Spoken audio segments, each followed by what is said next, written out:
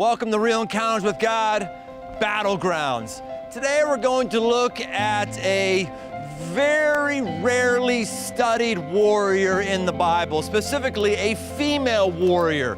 Her name is Deborah. So I thought, what better way to start this episode on a female warrior than by going to train with a female warrior, someone who's an expert in Krav Maga.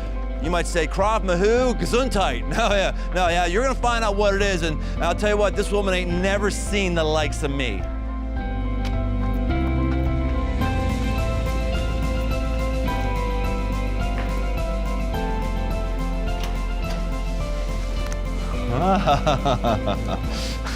Hello. How you doing there, man? Good. Am I allowed to walk on this, or shoes need to come off?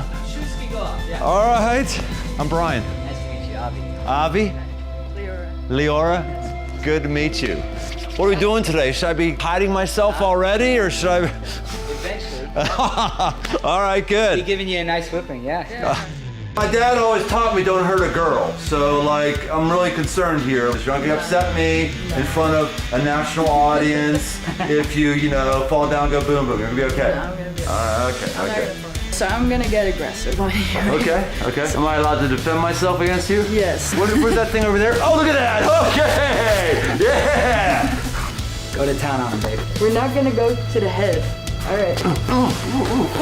You are the aggressor. Get out! Yeah. Why am I running away? Clinch. Uncle.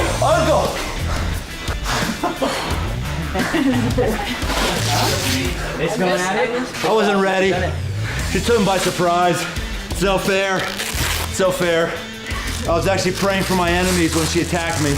I was in a position of love and adoring humanity, and she went violent on me.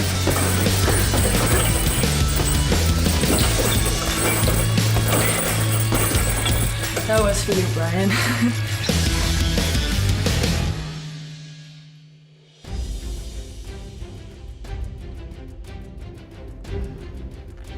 Well, Turiel, here we are again. What are we looking at today? Well, today we're here in Galilee. Standing here, first of all, we can see Nazareth. Today it's a big modern city, but this is where Jesus spent almost 30 years of his life in a small, tiny village that was located there at the center of this town. There is a big church, the Church of Annunciation.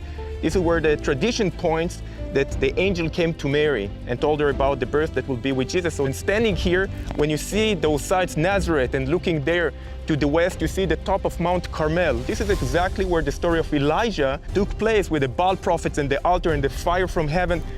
We can see it. Man, amazing. I hope it helped people to know that what they're reading about was here. I mean, when we read about Jesus was growing up and he served here and he met real people in real places. He was walking from one place to another.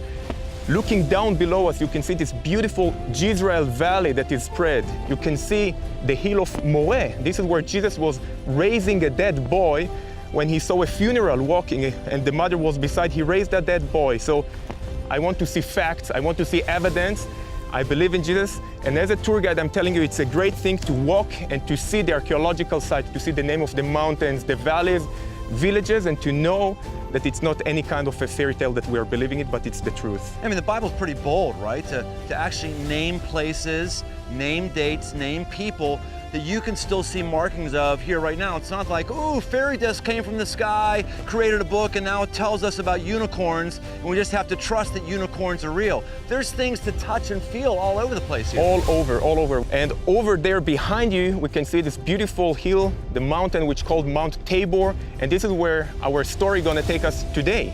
These things are real, and that should bolster our trust a bit, and that's what we're going to look at today. We're going to look at something that took place right there on that mountain, and it's about trust. The battlegrounds that we're in, the tensions that we have, the X factor for us is, do we have a trust in God? Is there something that's beyond who and what we are that can enable us to have a victory in the battles that we have?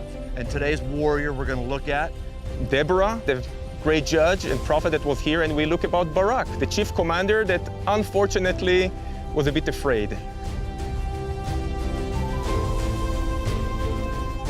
All of us have a choice of what we're going to trust in. Deborah chose to trust in God. She encouraged and tried to lead people around her to trust in God. Everything you trust in that is not God, it will rust, it will decrease in value, it will be eaten by moths, it will leave you wanting, it won't stand the test of time. The only entity that can stand the test of time is God Himself, His very name, His very identity, His character. I encourage you to choose to trust in Him. Let's be like Deborah and let's come on her downline and put ourselves under the trust of God, His identity.